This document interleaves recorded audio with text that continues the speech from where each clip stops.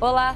O Bitcoin, a mais conhecida das mais de 2.000 criptomoedas que existem no mundo, completou 10 anos. Mas esse sistema financeiro ainda causa muitas dúvidas. Hoje, no Panorama, vamos falar sobre essas moedas virtuais criadas para fazer pagamentos online diretamente de uma pessoa para outra, sem passar por uma instituição. Afinal, para que serve e como funciona esse tipo de dinheiro online que pode ser criado por qualquer pessoa? Criar uma moeda virtual. Já pensou? Não é difícil desenvolver o próprio dinheiro.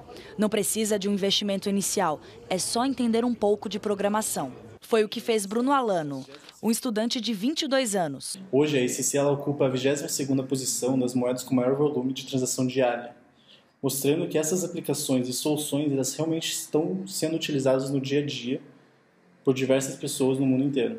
A criptomoeda é lançada em um servidor. Uma vez na rede, ela precisa ter um objetivo específico e uma comunidade de usuários. Ronaldinho Gaúcho disponibilizou 140 milhões de RSC, o Ronaldinho Soccer Coins, para trocas dentro do mundo do esportes, jogos virtuais. O Paris Saint-Germain também entrou na onda. Desenvolveu uma moeda para os torcedores comprarem ingressos e até opinar em assuntos do time.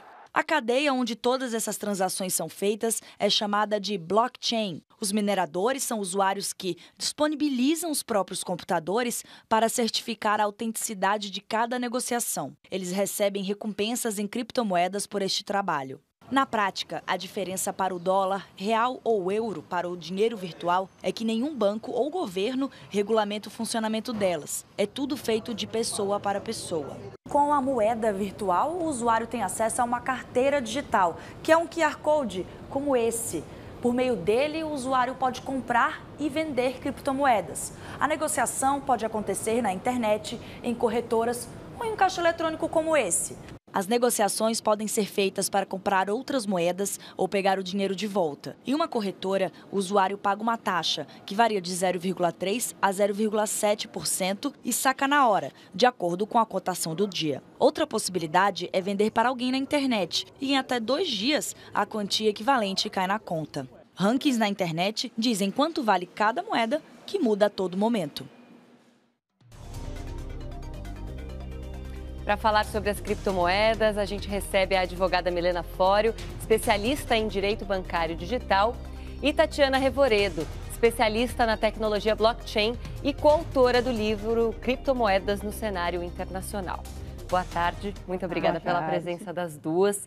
Bom, o dinheiro, em geral, foi um mecanismo criado para facilitar a troca de mercadorias e produtos. A gente já teve o sal, que funcionava como dinheiro, os metais nobres, também hoje nós temos o dinheiro de papel, que a gente substitui também pelo dinheiro de plástico, né, pelos cartões.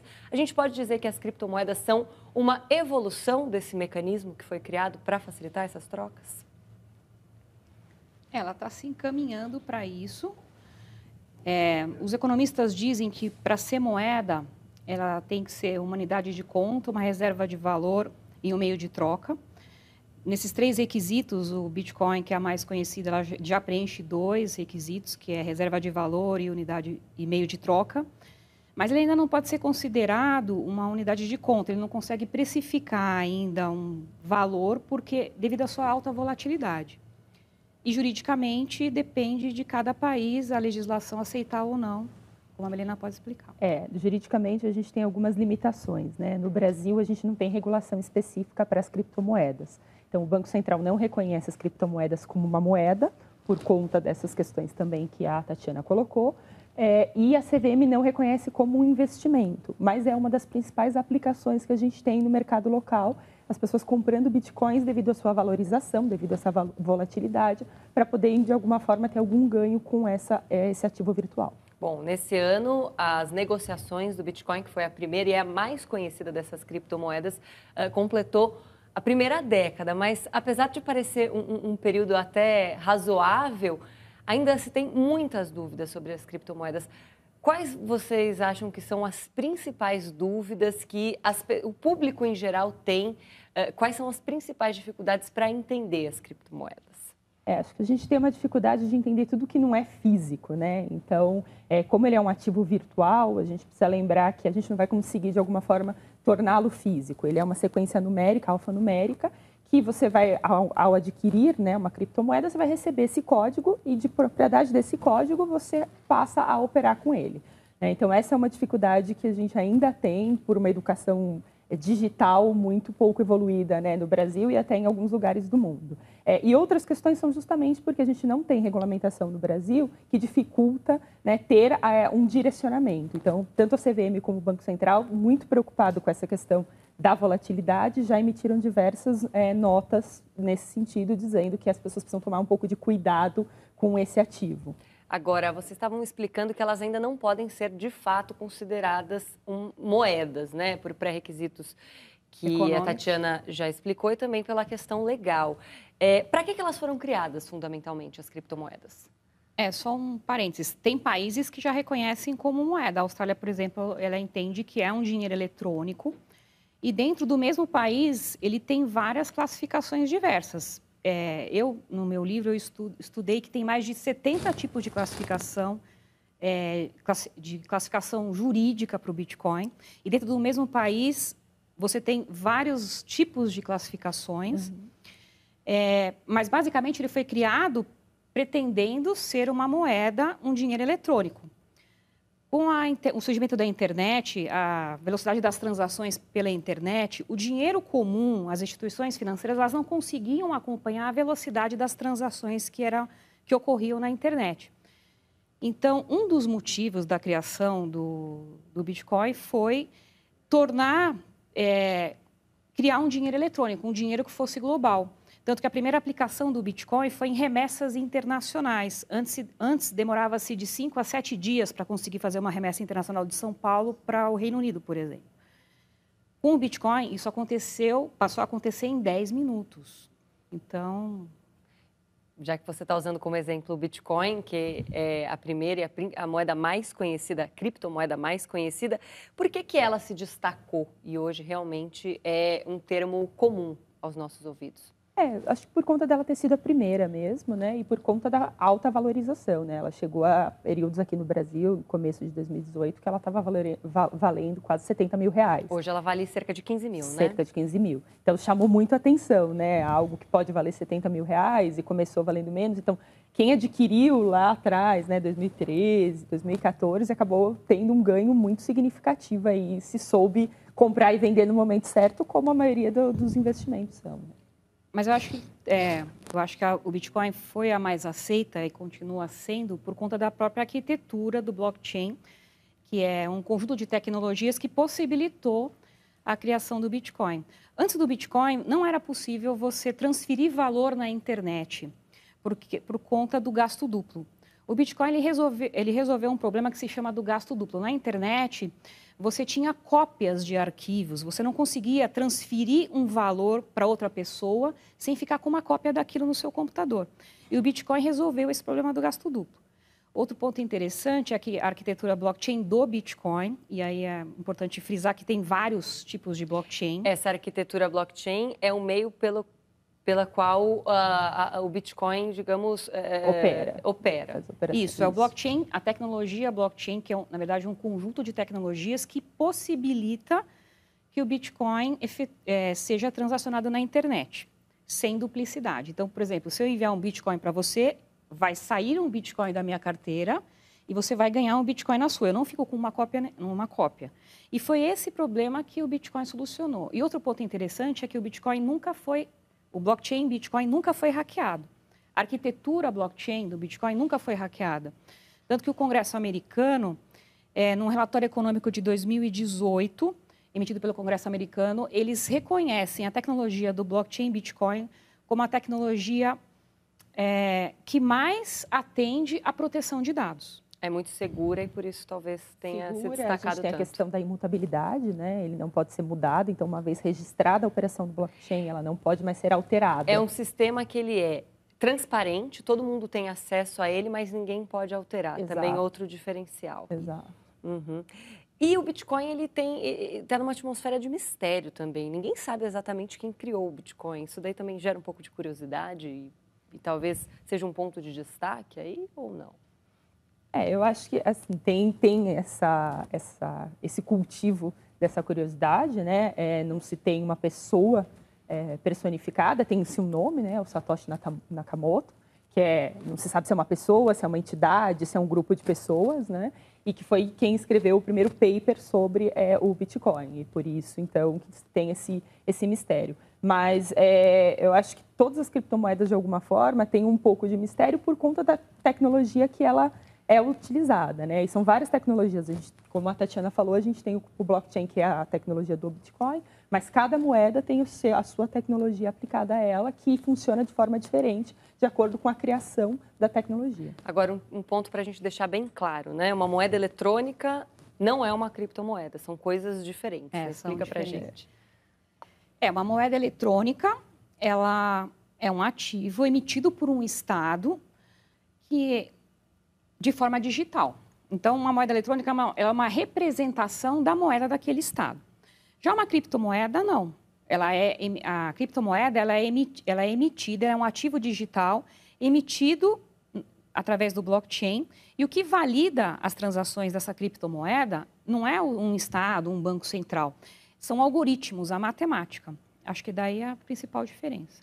E acho que é importante também a gente mencionar a questão do consenso, né? Para uma transação de criptomoeda ser registrada no blockchain ou na tecnologia a ela aplicada, precisa ter um consenso dessa rede. Então, são várias pessoas validando aquele algoritmo, aquela solução daquele problema matemático, para que haja o registro. Então, a fraude também é algo que fica muito minimizado dentro dessa tecnologia. Digamos que o que determina o valor a uma criptomoeda são todos esses pontos que falam sobre a segurança que ela oferece para que sejam feitas essas transações. Isso, segurança, transparência, antifraude.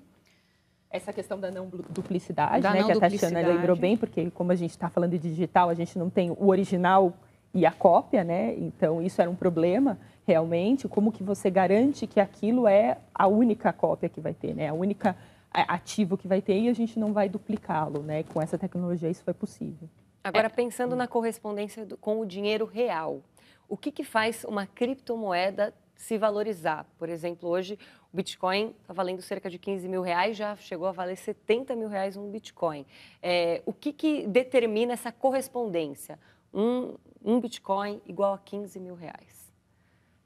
O Banco Central ele já emitiu, o primeiro comunicado que ele emitiu sobre isso foi em 2014, chamando a atenção para o fato de que as autoridades brasileiras elas não garantem o valor daquele Bitcoin. Mas isso por quê? Porque o que dá o valor para o Bitcoin é a oferta e a demanda. Como não é nenhum estado que emite um Bitcoin, e sim é um algoritmo, uma matemática, é o interesse das pessoas que vai gerar aquele valor. Ele chegou a valer R$70.000, $20.000 no final de 2017, por conta do interesse das pessoas em adquirir. E muito desse interesse naquela época foi gerado por conta da entrada do mercado tradicional no Bitcoin. É a famosa lei da oferta e da demanda, né? É possível comprar frações de Bitcoins? Porque as pessoas... Aliás, vou fazer uma pergunta antes. O Bitcoin, a criptomoeda, é uma forma de investimento para quem está assistindo o nosso programa agora? As pessoas sempre falam sobre vamos diversificar investimentos. O Bitcoin é uma opção de investimento? Como a gente falou no começo, tecnicamente ele não é considerado um investimento porque ele não tem requisitos legais para ser um investimento. Mas como forma de compra e venda, parecido com o que as pessoas às vezes fazem com dólar ou com ações de alguma empresa, como ele tem essa valorização e essa desvalorização, pode sim se obter algum tipo de ganho com a compra e venda, né? Se você comprar com um valor mais baixo e vender com um valor mais alto, você acaba tendo esse ganho, né? E a gente já tem até a Receita Federal disponibilizando aí nas perguntas e respostas sobre imposto de renda, dizendo que você precisa declarar. Então tem que declarar e já tem um espaço determinado, designado para a criptomoeda. Tem que declarar o que você teve como ganho de capital com essas operações de criptomoedas. Eu costumo sempre trazer, quando esse assunto surge, o Graham, que é o guru, vamos dizer assim, dos maiores investidores mundiais. Ele sempre fala que para ser investimento você tem que ter uma previsão de rentabilidade. E como o Bitcoin é um ativo global, você sofre influências de N fatores no mundo inteiro, você não consegue ter uma previsibilidade de de rentabilidade. Então, nesse sentido econômico, ele não seria considerado investimento. E também não foi criado para ser, mas as pessoas, como bem colocou a Milena, ele tem sido utilizado como maneira de lucro, de alcançar lucro. Mas também os prejuízos podem ser... Como todo investimento, quer dizer, todo não, né? Mas é um investimento de risco, né? Eu acho que você pode colocar que é uma especulação. Ele é especulação, ele não é investimento no sentido econômico e nem jurídico do termo, apesar do mercado tradicional já estar de olho, né, no Bitcoin. E é possível comprar frações de Bitcoin? É possível comprar frações. E agora, para fazer a conversão de uma criptomoeda para o dinheiro real, aí sim vai precisar de um intermediário. Quem que ajuda a fazer essa conversão? Como que é possível se converter uma criptomoeda em reais, por exemplo? No Brasil e até em outros lugares do mundo, a gente tem as exchanges, né, que são empresas que fazem essa intermediação justamente para ajudar essa conversão e para facilitar o usuário também. Porque a grande dificuldade da pessoa que compra, que adquire criptomoedas, é fazer a custódia disso. Porque, como a gente disse, como ele é um código, então, se você perder aquele código, você perdeu a sua criptomoeda. Né? Então, você não tem, ou se você for roubado, ou se alguém invadir a sua carteira digital. Então, tem algumas questões que fragilizam isso, e aí as exchanges trabalham com esse nível de segurança para poder facilitar aí para a pessoa comum que quer fazer algum tipo de aquisição de criptomoedas. Além das exchanges, das corretoras, como a Milena colocou, você pode adquirir bitcoins de pessoa para pessoa. A Milena pode chegar para mim e falar, Tatiana, eu quero comprar um bitcoin, você vende para mim? Eu vendo para ela e ela me deposita o valor em real na minha conta bancária, que é o que, inclusive, tem sido feito muito na Venezuela, que a população está utilizando bastante Bitcoin para se proteger dos efeitos da inflação, da mega inflação na Venezuela. Mas a maneira mais comum são as corretoras, as exchanges, porque elas atuam como um terceiro que aproxima comprador e vendedor. Tá certo. Vou fazer uma pequena pausa aqui na nossa conversa. Nós vamos para um rápido intervalo e voltamos já.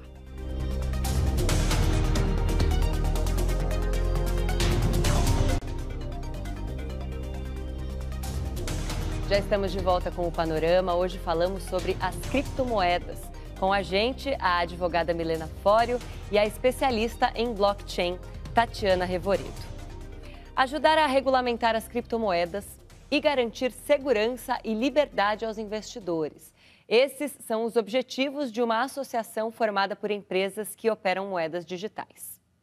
Bruno nem se lembra de como conheceu o Bitcoin. Estimulado por um professor, ele decidiu investir nas chamadas criptomoedas. Ver quais moedas estão num preço muito barato e comprando elas devagar, acumulando, para depois que o mercado recupere, a gente comece a fazer a venda, né, dessas moedas com um lucro de 3, 5 vezes. Mas ganhar dinheiro exige riscos, um sobe e desce preocupante no mercado sem nenhuma regulação. Buscar uma interlocução com o Banco Central e a Comissão de Valores Mobiliários, que fiscaliza as operações das bolsas de valores, é um dos primeiros objetivos da Associação Brasileira de Criptomoedas e Blockchain. A associação nasce como um local, um ponto focal para produzir informação qualificada à sociedade, aos reguladores, às autoridades, para que a própria sociedade crie meios de ela dar a si própria segurança e garantia para fazer os seus negócios. Além de dialogar com o governo e o Congresso,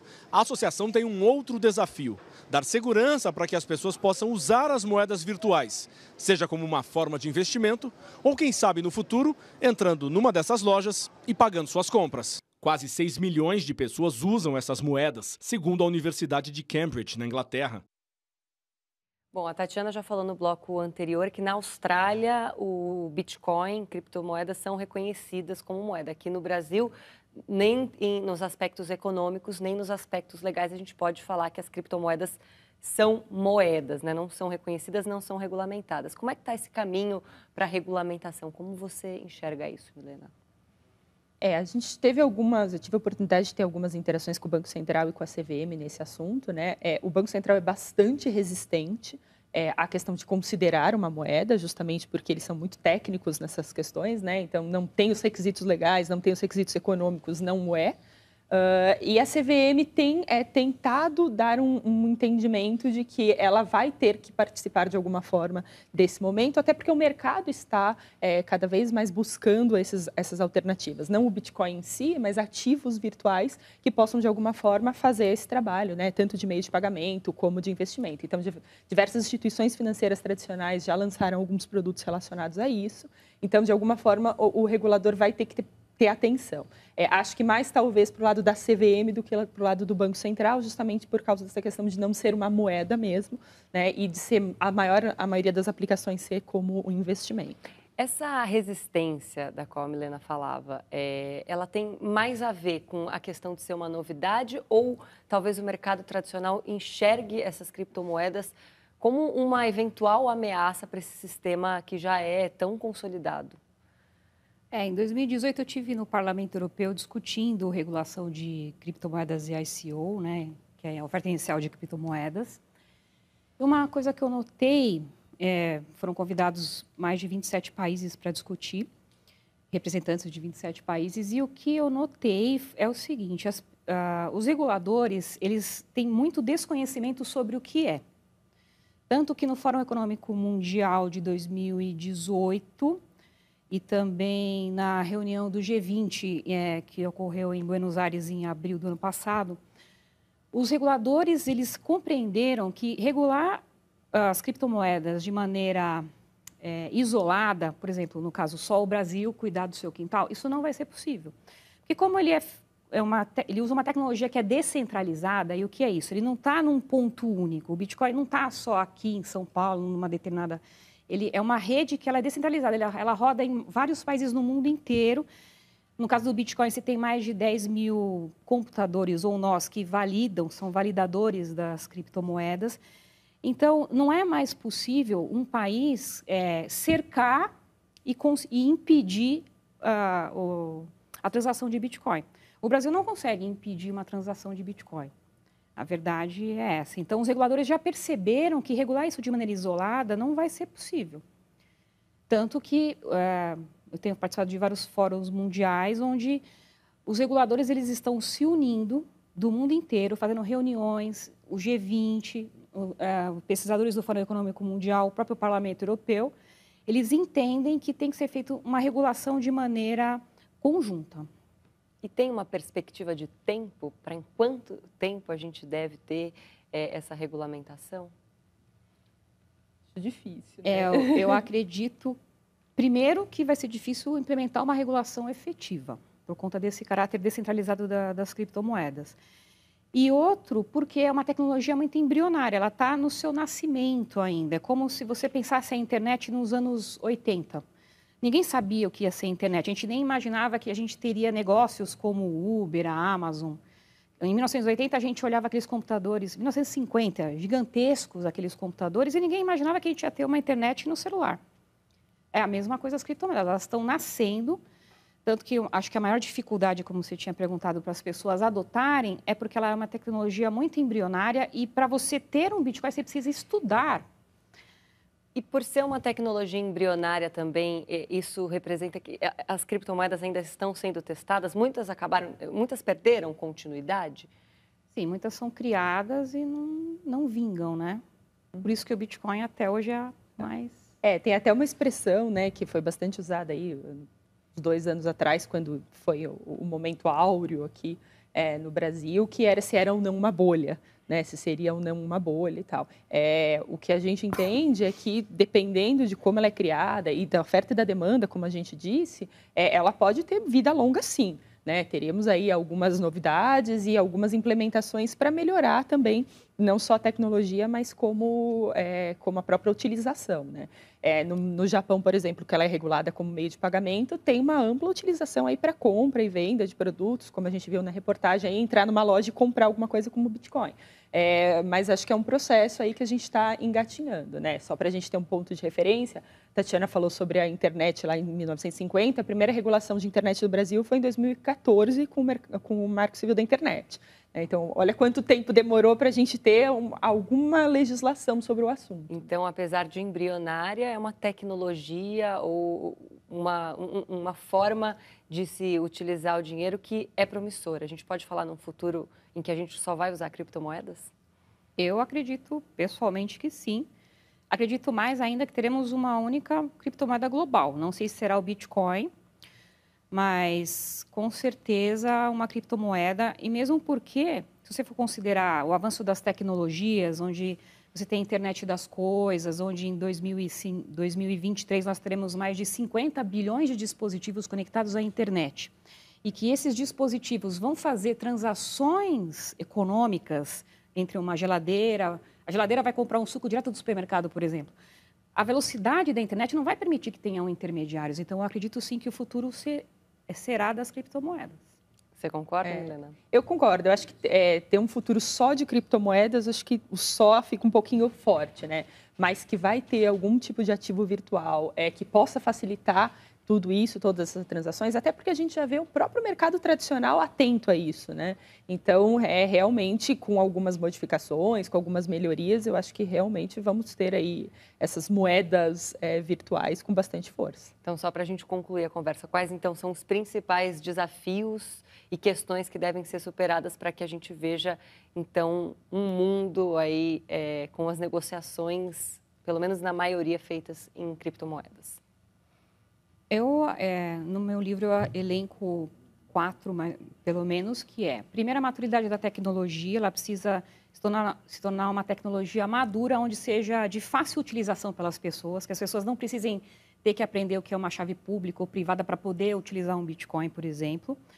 A outra barreira é a barreira cultural, porque as pessoas ainda associam muito as criptomoedas ao meio do crime, apesar de só 0,1% das criptomoedas serem usadas atualmente para lavagem de dinheiro. Também tem a barreira dos bancos, que com certeza eles vão lutar bastante para que as criptomoedas não se estabeleçam ou que uma moeda virtual seja a moeda virtual de bancos e não uma criptomoeda independente como é o Bitcoin. E a política tributária, porque quando você tem uma negociação pessoa a pessoa sem um intermediário, fica mais difícil de você conseguir cobrar impostos. Tá certo. Eu agradeço muito os esclarecimentos de vocês. Até uma próxima oportunidade. E a gente fica por aqui.